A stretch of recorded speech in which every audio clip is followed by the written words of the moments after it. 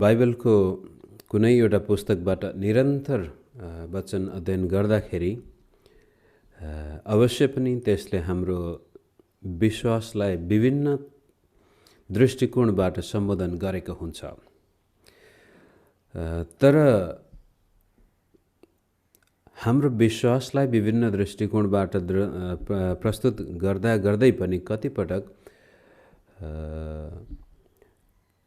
त्यो विश्वासबाट उत्पन्न हुने जीवन चाहिँ हामीले निर्माण गर्न जान्नुपर्छ।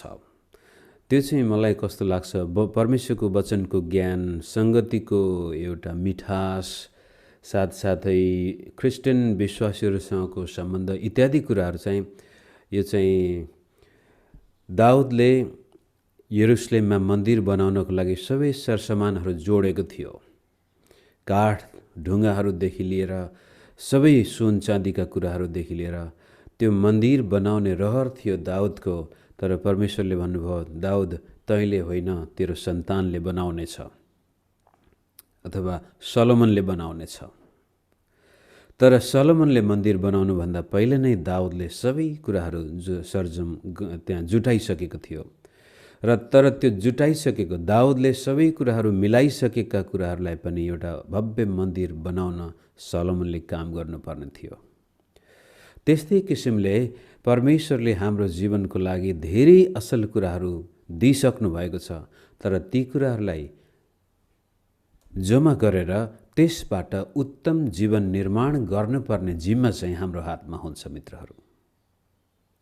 त बाइबल अध्ययन गरेर बाइबलको ज्ञान मात्र प्राप्त गरेर भएन, त्यो ज्ञानलाई अब जीवन निर्माणमा हामीले प्रयोग गर्नुपर्ने हुन्छ। अनि जीवन निर्माणको लागि तपाईँ र मेरा विचार, दृष्टिकोण, एटिट्युड भन्छ अङ्ग्रेजीमा, त्यसलाई अब मनोवृत्ति र हाम्रो बोली शैली, कार्यशैली, सोचाइ, सबै कुराहरू अत्यन्त महत्त्वपूर्ण छन्। जीवन निर्माणको लागि परमेश्वरले हामी सँगसँगै काम गर्नुहुन्छ। को क्रिएटर भन्ने शब्द कहिलेकाहीँ हामीलाई डरलाग्दो पनि सुनिन्छ होला, तर वास्तवमा जीवनको सवालमा परमेश्वरले हामीलाई उहाँ सँगसँगै सृष्टि गर्न बोलाउनु भएको छ। तपाईँ र मैले चाहे जस्तो जीवन प्रभुले त दिइसक्नु भएको छ, तर त्यो जीवनलाई वास्तविक अनुभवमा परिणत गर्न तपाईँ र मेरो कर्तव्य पनि त्यति नै महत्त्वपूर्ण छ। त्यसै कारण यो जीवन निर्माणको लागि परमेश्वरले दिएका आशिष, अनुग्रहहरू सबै हाम्रो जीवनमा हामीले अनुभव गर्ने हो भने, एउटा मेरो आफ्नै जीवनको अनुभव र धेरै विश्वासीहरूको जीवनबाट देखेको र परमेश्वरको वचनले पनि बताएको कुरो हो विश्वास। रोमीको किताबभरि हामीले विश्वासको बयान गरिसक्यौँ। धर्मीजन विश्वासद्वारा जिउनेछ। त्यो विश्वास एउटा मुक्तिको सवाल, मुक्तिको सेरोफेरोमा गरिएको विश्वास थियो भने, त्यस्तै किसिमले येशू प्रभुले हाम्रो जीवन जिउने शैलीलाई पनि सम्बोधन गर्दै विश्वास व्यक्त गर्नुभएको छ। र आज त्यसै कारण तपाईँ र मेरो जीवन कस्तो प्रवृत्तिको हुनेछ, कतिसम्म हामी माथि जानेछौँ, हाम्रो जीवनमा कतिसम्म ख्रीष्ट येशूले दिएका आशिषहरू उपभोग गर्नेछौँ, त्यो सबै कुराहरूको निर्णय अथवा निर्धारण गर्ने तत्त्व हो विश्वास, व्यवहारिक विश्वास।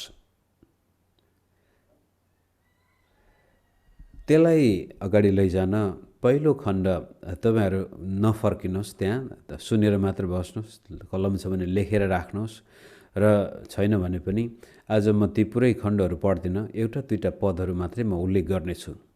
मर्कुस 9:23 मेरो जीवनको विश्वासी जगमा धेरै महत्त्वपूर्ण भूमिका खेल्ने पदमा आउँछ। सानै उमेरमै जब ख्रीष्ट येशूलाई विश्वास गरेको सुरुदेखि नै त्यो पद मेरो लागि जीवनलाई परिभाषित गर्ने पद बनेको थियो। अनि त्यो चाहिँ के भने, विश्वास गर्नेका लागि सबै कुरा सम्भव छन्। अहिले त अलिअलि मनोविज्ञान सम्बन्ध पनि अध्ययन गर्ने मौका पाए, किताबहरू पढ्ने मौका पाए, कतिपय व्यक्तिहरूसँग बातचित गर्ने मौका पाएँ। तर त्यो बेलामा 17-18 वर्षको गाउँले ठिटो जीवनसँग हारिसकेको व्यक्ति र संसार भन्नेको उसको लागि त्यो गाउँको पहाडले घेरेको उपत्यका थियो, त्योभन्दा बाहिर कस्तो संसार थियो त्यति थाहा थिएन। तर त्यस्तो स्थितिमा जीवनसँग हारेको व्यक्तिले यो वाक्यांश येशू ख्रीष्टको मुखबाट सुन्दछ र भनिएको छ, विश्वास गर्नेका लागि सबै कुरा सम्भव छन्। त्यस पदले त्यसपछि मेरो जीवनमा धेरै ठुलो जग बसाल्यो ख्रिस्टियन जीवनको लागि। अब नि त्यो जगको पृष्ठभूमि हेर्नुहुन्छ, त्यो पदको पृष्ठभूमि हेर्नुहुन्छ भने एउटा बाउ छ, उसको छोरा छ, बचपनदेखि नै दुष्ट आत्मा लागेको छ भनेको छ। हुन त कतिपटक आजको त्यो चिकित्सकहरूले त्यसलाई छारे रोग लागेको पनि भन्थे होला, तर ख्रीष्ट येशूले मर्कुसमा दुष्ट आत्मा नै, अशुद्ध आत्मा नै भनेर निकालेको छ। अनि त्यो बाउ निकै दुखित थियो, पीडित थियो, जिन्दगीसँग सायद ऊ हारिसकेको थियो होला। र एक दिन सुन्दछ होला येशू ख्रीष्टले पनि यस्ता बिरामीलाई निको पार्नुहुन्छ। र नभन्दै उसले येशू कहाँ त्यो छोरालाई लिएर आउँछ। आउँदाखेरि येशू प्रभु त्यहाँ हुनुहुन्थेन, अरू चेलाहरू थिए। प्रभु येशू पत्रुस, याकुब र यूहन्नासँगै पहाडमा जानुभएको थियो, जहाँ मूसा र एलियासँग उहाँको भेट हुन्छ। र तल अरू चेलाहरू र भिडहरू थिए। र त्यो बाउले ती चेलाहरूसँग बिन्ती गर्दछ, मेरो छोरालाई निको पारिदिनुहोस् भन्दाखेरि उनीहरूले प्रयास त गरे तर सकेनन्। र हो हल्ला भइरहेको थियो त्यहाँनिर। हल्ला खल्ला भइरहेको बेलामा येशू प्रभु पनि तीनैजना चेलाहरू लिएर त्यहाँ आउँदाखेरि प्रभुले यहाँ के भइरहेछ भन्दाखेरि, लामो कथा छोटो बनाऊ, अनि त्यो बाउले चाहिँ दौडेर आएर येशूलाई भन्छ, प्रभु मेरो छोरा यस्तो यस्तो भएको छ, यदि तपाईँ सक्नुहुन्छ भने दया गरी यसलाई निको पारिदिनुहोस्। अनि त्यो कुरो सुनेपछि येशू प्रभु एकदमै विरक्त हुनुहुन्छ। एक किसिमको त्यो खिन्नता बोध छ प्रभु येशूको वचनमा। बाउलाई भन्दा पनि यस पुस्तालाई, सायद उहाँले चेलाहरूलाई नै सम्बोधन पो गरेको थियो कि, र भन्नुहुन्छ म कबसम्म तिमीहरूको बिच अल्पविश्वासीहरू हो। र त्यो बाउले भनेको कुरो, यदि तपाईँ सक्नुहुन्छ भने भन्ने शब्द प्रयोग गर्दाखेरि प्रभुले त्यसै शब्दलाई टिपेर हुन्छ, यदि सक्नुहुन्छ भनेर तिमीले के भनेको, किनभने विश्वास गर्नेका लागि सबै कुरा सम्भव छन्। त्यति भनिसकेपछि त्यो बाउले तुरन्तै आफ्नो कमजोरी महसुस गर्दछ र भन्छ, हे प्रभु म विश्वास गर्छु, मेरो अविश्वासमाथि मलाई सहायता गर्नुहोस्। यो खण्ड चाहिँ तपाईहरु मैले धेरैचोटि पढेको होला, तर यसको पछाडिपट्टि धेरै ठुलो रहस्य छ ख्रिस्टियन जीवनको लागि। त्यो बाउले आफ्नो अविश्वासलाई स्वीकार गर्दछ, कारण उले चेलाहरूसँग बिन्ती गरेको थियो ख्रिस्ट येशूलाई पर्खिनुको सट्टामा। ऊ एकदमै आफ्नो समस्याले, छोराको चिन्ताले व्याकुल भएको कारण वास्तविकतालाई उले चिन्नै सकेको थिएन। त्यसै कारण उसले थुप्रै अरू त्यस्तै वैद्यहरू कहाँ पनि लगेको हुनुपर्छ। धेरै ठाउँमा त्यसले आफ्नो समस्याको समाधानको लागि गइसकेको कारण उले सायद आशा मारिसकेको हुनसक्छ। सायद मेरो छोरा त अब हुँदैन कि क्या हो, जिन्दगीभरि यो छोरा यत्तिकै हुने हो कि, हारिसकेको मानसिकतामा ख्रिस्ट येशूलाई पर्खिनुको सट्टामा ऊ चेलाहरूसँग हार गुहार माग्दै थियो होला। र त्यस्तै अविश्वास र अतालिएको अवस्थामा ख्रिस्ट येशू कहाँ आउँदाखेरि पनि ऊ विश्वासमा नभएर शङ्कामा नै आएको थियो, के खै हुन्छ कि सक्नुहुन्छ कि हुन्न। अनि त्यस्तो स्थितिमा येशू प्रभुले सम्बोधन गरेर भन्छ, सक्नुहुन्छ, मैले सक्नुहुन्छ भनेर तिमीले के भनेको? वास्तवमा मैले मात्र होइन, तर विश्वास गर्ने जस कसैको निम्ति पनि सबै कुराहरू सम्भव छन्। अब यो वाक्यांश यो मर्कुस 9:23लाई हामीले कन्टेक्स्टबाट उछिट्याएर पनि प्रयोग गर्न सक्छौँ। यो यदि कुनै कुनै पदहरू छन्, तपाईँले पृष्ठभूमिबाट त्यसलाई उछिट्याएर पनि त्यो पदलाई मात्रै आफ्नो जीवनमा लागू गर्नुभयो भने तपाईँले परमेश्वरको वचनको अन्याय गर्नुभएको हुँदैन। किन कुनै कुनै यस्ता वाक्यांशहरू छन्, प्रतिज्ञाहरू छन्, ती आफैमा पर्याप्त छन्। यो प्रतिज्ञालाई कुनै प्रकारको भूमिका बाँध्नु नै पर्दैन। त्योमध्ये एउटा यो पद पनि हो, विश्वास गर्नेका लागि सबै कुरा सम्भव छन्। र त्यो व्यक्तिले आफ्नो अविश्वासलाई स्वीकार गर्दै प्रभुसँग भन्छ, प्रभु मलाई विश्वास गर्न सहायता गर्नुहोस्। र प्रभुले त्यसपछि त्यो दुष्ट आत्मालाई निकाल्नुहुन्छ। चेलाहरू पछि गएर सोध्नेछन्, किन हामीले यस्तो गरेनौँ भन्दाखेरि प्रभुले तिनीहरूलाई भनेछ, यस्तो कुराहरू प्रार्थना र उपवासबाट मात्रै सम्भव छ। तापनि मेरो मुख्य भनाइ के भनेदेखि, तपाईँ र मेरो जीवनमा येशू प्रभुले कतिसम्मको काम गरेको हामी देख्न चाहन्छौँ, अथवा यो संसारमा बाँचुन्जेल हामी कस्तो खालको जीवन बिताउन चाहन्छौँ, त्यसको पछाडिपट्टि हाम्रो मगजमा भएको विश्वासले धेरै ठुलो भूमिका खेलेको हुन्छ। यो चाहिँ मनसँग, विश्वास भन्ने बित्तिकै तपाईँको सोचाइसँग, मेरो सोचाइसँग यसले सरोकार राख्ने कुरो हो। कुनै व्यक्तिको जस्तो प्रकारको मानसिक धरातल छ, सोच छ, उसमाथि त्यस्तै जीवन बन्ने हो। त सोच भन्ने बित्तिकै पनि हाम्रो सोचाइ पनि दुई तहमा आज मनोवैज्ञानिक शास्त्रीहरूले विभाजन गर्दै, एउटा चेतन, एउटा अचेत, एउटा चेत। चेतनशील मस्तिष्कबाट हामी सारा सानातिना निर्णयहरू गर्दछौँ।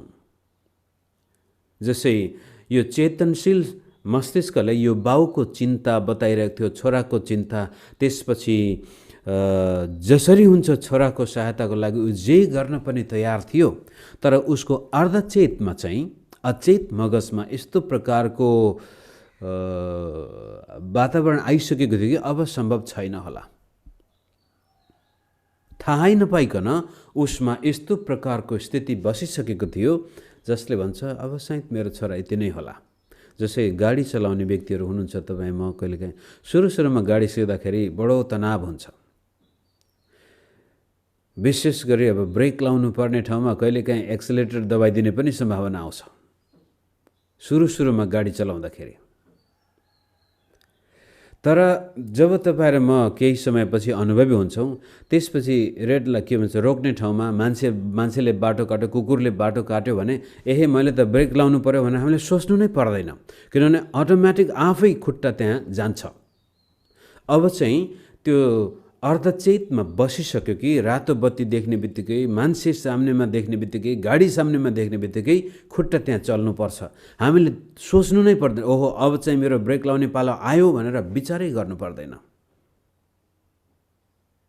त्यस्तै किसिमले जीवन जिउने शैली पनि जब हामी ख्रिस्ट येशू परमेश्वरको वचनबाट माझिँदै आएका छौँ भने हामीमा विश्वासले अब अर्धचेत अचेत मस्तिष्कमा पनि काम गरेको कारण अब कुनै पनि कुरा हुने बित्तिकै हाम्रो पहिलो रेस्पोन्स चाहिँ विश्वासको रेस्पोन्स हुन सकेको खण्डमा जीवन रहर लाग्दो बन्न जान्छ। त विश्वास गर्नेका लागि सबै कुराहरू सम्भव छन्। तपाईहरु मेरो जीवनमा हामी के चाहन्छौँ? कस्ता खालका सपना छन्? जीवन त वास्तवमा निर्माण हुनु पर्यो, यो त्यत्तिकै दिएको होइन, यो त बनाउनु पर्ने कुरा हो। बनाउँदाखेरि तपाईहरु मेरो सपनाहरू हुनुपर्छ र त्यो सपना साकार हुने र नहुने कुरा तपाईहरु मेरो विश्वासको जीवनसँग अत्यन्त गाँसिएको छ। त पहिलो कुरो, तपाईहरु मेरो मगजमा विश्वास छ या अविश्वास छ? विश्वास छ या डर छ? विश्वास छ या चिन्ता छ? हामी कुन कुरोले मोटिभेट भएका छौँ? डरको कारण, चिन्ताको कारण या विश्वासको कारण? विश्वासबाट मोटिभेट भएको व्यक्तिले बडो उत्तेजना साथ भन्छ, हो प्रभुले सब ठीक गर्नुहुनेछ, म जे विचार गर्दैछु, मेरो जो योजना छ, परमेश्वरले निश्चय नै यसमाथि मलाई सफलता दिनुहुनेछ। बिहान उठ्दाखेरि पनि त्यस्तै प्रकारको सोचाइ, साँझ सुत्दाखेरि पनि त्यस्तै प्रकारको सोचाइ। दैनिक जीवनमा हामी हाम्रो चेतनशील मगजमा परमेश्वरले मेरो जीवनमा यो गर्नुहुनेछ, मैले जे गर्दैछु त्यसमा परमेश्वरले सहायता गर्नुहुनेछ भन्ने विश्वास र भोलि मेरो उत्तम जीवन हुनेछ, आज म जस्तो छु त्यो प्रभुको अनुग्रहबाट भएको छु भनेर शङ्का नभएर, चिन्ता नभएर त्यसको सट्टामा विश्वासद्वारा हामी मोटिभेट भएका छौँ भने हाम्रो क्रिस्चियन जीवन वास्तवमै विजयी रहरलाग्दो जीवन हुन्छ। नत्र चिन्ताबाट, डरबाट हामी प्रेरित भएको छौँ भने त्यस्तै प्रकारको चिन्ताजनक अवस्था, डरलाग्दो अवस्थाबाटै हामी भएर जानेछौँ र भोलि अन्तिम जीवनसम्म पनि त्यस्तै स्थिति रहनेछ। विवाहकै कुरो गरौँ। लग्न सस्ने बीचमा माया, प्रेम र विश्वास छ भने त्यो विवाह जीवनको अन्तिमसम्म पनि रहर लाग्दै भएर जान्छ। बेला बखतमा हामी त्यस्ता दम्पतिको बारेमा सुन्दछौँ जो बुढेसकालमा 90, 95, 100 वर्षसम्म बडो माया प्रेममा बसे अनि एउटा मरेपछि त्यसको 1-2 घण्टा अथवा 1-2 दिनमै अर्को पनि मरेर गयो भने त्यो किन भनेदेखि त्यहाँ विश्वास थियो एक अर्काप्रति। तर जहाँ शङ्का थियो, अविश्वास थियो, माया प्रेमको सट्टामा एक किसिमको तितोपना थियो भने त्यो विवाह त होला 90 वर्षसम्म बाँच्लान्, तर त्यहाँ कहिले पनि मिठास बिना, रहर लाग्दो अवस्था बिना, जहिले पनि तनावै तनाव, किचकिचका बन्धन। जीवन त विवाह त हो तर रस बिनाको विवाह। त्यस्तै किसिमले ख्रीष्ट येशूमा, परमेश्वरमा, परमेश्वरका प्रतिज्ञामा हाम्रो विश्वास हामीले राखेका छौँ भने हाम्रो जीवन मिठासले भरिएको, रसले भरिएको हुन्छ। प्रभुले हाम्रा प्रार्थनाका जवाब दिएको, परमेश्वरले अचम्मको काम गरेको यो साधारण जीवनको अनुभव बन्न जान्छ, अनौठो हुँदैन त्यसपछि। मैले समय एउटा पदमा मात्र लिएछु। दोस्रो पद मर्कुसकै सुसमाचार 11:23 यो मर्कुस 9:23 विश्वास गर्नेका लागि सबै कुराहरू सम्भव छन् भने मर्कुस 11:23 पनि के भन्छ भने यदि तिमीहरूले आफ्नो मुखबाट जे कुरो भन्छौ र मैले भनेको कुरो हुन आउनेछ भनेर विश्वास गर्छौ, शङ्का गर्दैनौ भने जे तिमीहरूले भनेका छौ त्यो हुन जानेछ। यो पहाडलाई पनि हटिजा भन्यौ हटेर जानेछ, रुखलाई पनि हटेर भने जा भन्यौ हटेर जानेछ। यीशु प्रभुले अब विश्वासलाई अलि माथिल्लो तहमा ल्याएर भन्नुहुन्छ, परमेश्वरमा विश्वास गर र विश्वासद्वारा तिमीहरू जे बोल्दछौ त्यो हुन आउनेछ। मर्कुस 9:23ले हाम्रो चेतनशील मगजमा विश्वासको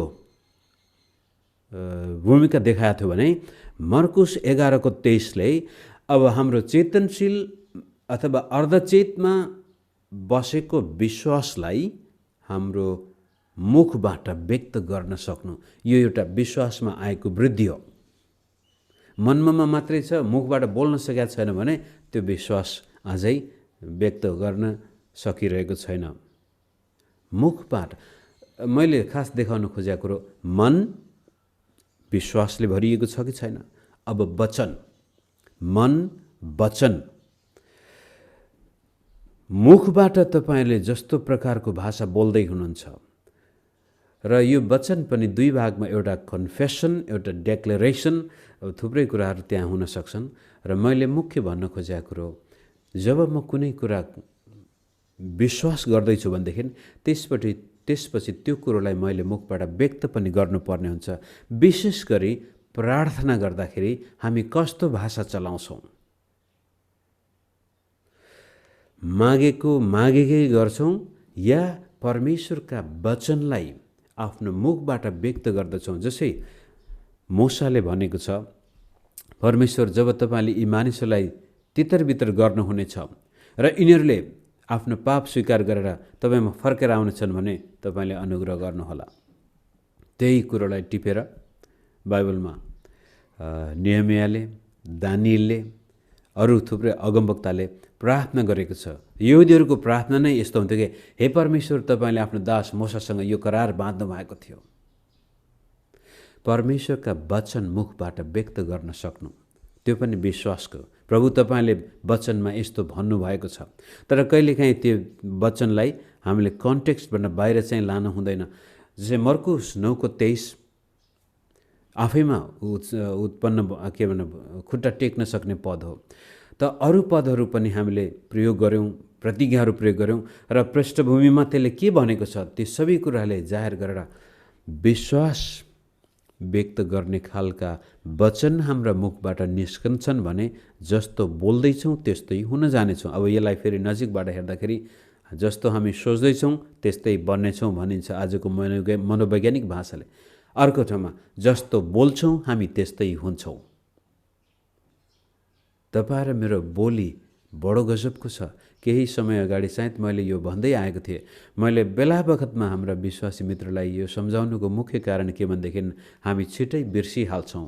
हाम्रो जीवनलाई निरन्तर अनुशासित ढङ्गले हाम्रो सोचाइमा विश्वास हालेका छैनौँ, हाम्रो बोलाइमा विश्वासको भाषा बोलेका छैनौँ भने हामी बिर्सिहाल्छौँ र बिर्सने बित्तिकै त्यसपछि शङ्का, चिन्ता, डरको भाषा हामी बोल्न थाल्छौँ। शङ्का, चिन्ता, डरको नै सोच हाम्रो, भोलि के पो हुने होला, भविष्यमा के पो हुने हो, छोराछोरीको भविष्य के होला, शरीरमा कस्तो खालको रोग लाग्ने हो, चिन्ताले हामीलाई समातिहाल्छ।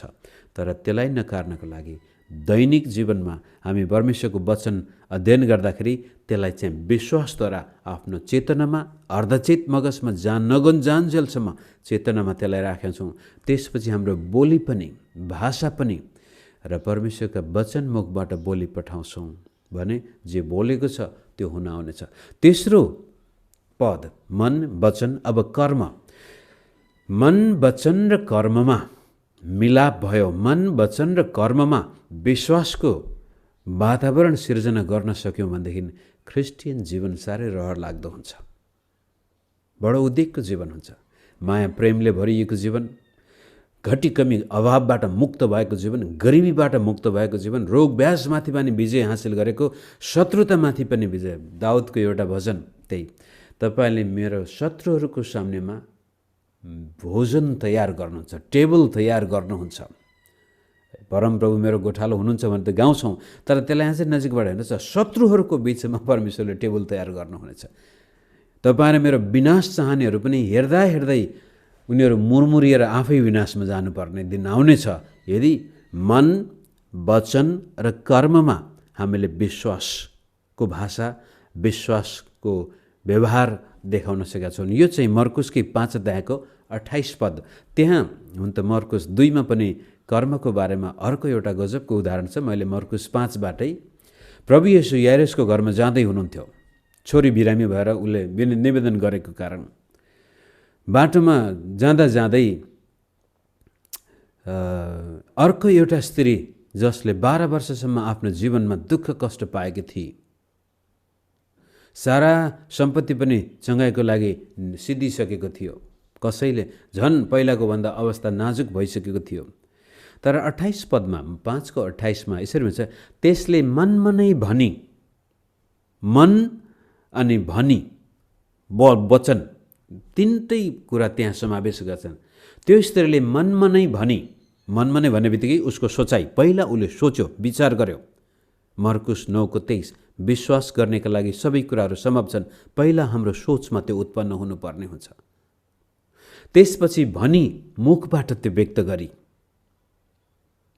आफैसँग बोली। तपाईँ आफैसँग बोल्नुपर्ने हुन्छ मित्रहरू।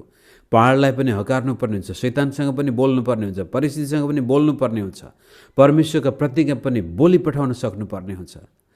त त्यो स्त्रीले पनि मनमा नै भने कि यदि मैले उहाँको लुगाको छेउ मात्रै छोएँ भनेदेखि म निको हुनेछु। उसको भाषा र कर्म, मन, वचन अनि कर्ममा पुरुषहरूको भिडमा यो रजस्वला भएको स्त्री जानु भनेको अशुद्ध, त्यो चाहिँ ढुङ्गाले हानेर मर्नुपर्ने अवस्था त्यहाँ थियो। तरै पनि यो स्त्रीले कसरी, हामीलाई थाहा छैन, कल्पना गर्न सक्छौँ। तपाईँको यदि फर्टाइल दिमाग छ भने पक्कै पनि कि त उसले भेष धारण परिवर्तन गरेर घुम्टो लगाएर हुन्छ कि अथवा पुरुष जस्तै भएर कसरी आई त्यो मानिसको भिडमा, अनि भिड पनि ठेलमठेला छ र जबरजस्ती त्यो कमजोर शरीर हुँदाहुँदै त्यो स्त्रीले काम गर्छ र यीशु प्रभुको लुगाको छेउ पछाडिबाट छुन्छे र ऊ निको हुन्छ। बडो रोचक तरिकाले प्रभुले त्यो स्त्रीमा भएको विश्वासलाई बाहिर देखाउनुहुन्छ र भन्नुहुन्छ, मलाई कसले छोयो? पत्रुस जस्तो व्यक्तिले भन्छ, प्रभु तपाईँ खुस्क्यो कि अब तपाईँको यत्रो मान्छेले ठेल्या छ र भन्नुहुन्छ कसले छोयो? अनि जब त्यो स्त्री अगाडि आउँछ, प्रभुले भन्नुहुन्छ, ए छोरी, तिम्रो विश्वासले तिमीलाई निको पारेको छ, शान्तिसित जाऊ। त ख्रिस्टियन जीवन यदि सशक्त जीवन हुने हो, सफल जीवन हुने हो भने हाम्रो जीवन विश्वासबाट परिभाषित भएको हुनुपर्छ। अनि त्यो विश्वास चाहिँ हाम्रो मनमा, चेतनामा, जब चेतनामा हामी दिनदिनै विश्वासलाई खेलाउँछौँ भने त्यो हाम्रो अर्धचेतमा जान्छ जब विश्वास अर्धचित्तमा गाडिन्छ भने त्यसपछि त हाम्रो त्यो जीवन जिउने शैली नै विश्वासबाट निर्देशित हुन्छ र हाम्रो भाषा पनि त्यसपछि विश्वासकै भाषा बोल्दछौँ। हाम्रो काम पनि त्यसपछि विश्वासद्वारा नै अग्रसर हुन्छौँ। र यहाँनिर मुख्य कुरो तपाईँहरू मेरो सोचाइ, तपाईँहरू मेरो बोलाइ र तपाईँहरू मेरो काम यो तालमेल चाहिँ मिल्नुपर्छ। अब मनमा विश्वास गरेको छु, मुखबाट अर्कै भाषा बोलिरहेको छु, अनि मनमा विश्वास पनि छ, मुखबाट मैले विश्वासको भाषा पनि हो, तर काम चाहिँ त्यसको ठिक्कै विपरीत म गरिरहेको छु भने त्यो काम लागेन। हाम्रो मन, वचन र कर्ममा एकता आउनुपर्छ। जो सोच्दैछौँ त्यस्तै प्रकारको बोली, जे बोल्दैछौँ त्यस्तै प्रकारको काम अनि व्यवहार पनि हुनु पर्यो। विश्वासमा पाइला चाल्दाखेरि मेरो जीवन नाजुक थियो, तर सानै उमेरबाट विश्वासको जीवन जिउन सके। जसै उदाहरणको लागि गरिबीको कुरो गरौँ। आज धेरै विश्वासीहरू आर्थिकी चपेटमा परेका छन्, चाहेको जस्तो गर्न सक्दैनन् आर्थिक अभावको कारण। म पनि हिजो कि अस्ति एकजना कुनै मित्रले यहाँ सोध्नु भएको थियो, उपवास बसेको कुराहरू चाहिँ यहाँ होइन अर्कै ठाउँमा हो। पावल पनि उपवास बसे, खान नपाएर उपवास बसे। म पनि एकपटक समयमा खान नपाएर पनि उपवास बसेको दिन थियो। त्यसै समयमा मलाई मण्डलीले 300 रुपियाँ तलब दिन्थ्यो। 300बाट 200 को रासन पानी किनेर 100 रुपियाँ पकेटमा राखेको थिएँ र ठ्याक्कै त्यो दशांश दिनको लागि 30 रुपियाँ छुट्याए, त्यसै दिउँला। र त्यसपछि मेरो शरीरमा 1 सरो लुगा पनि फेर्नको लागि पनि समस्या थियो।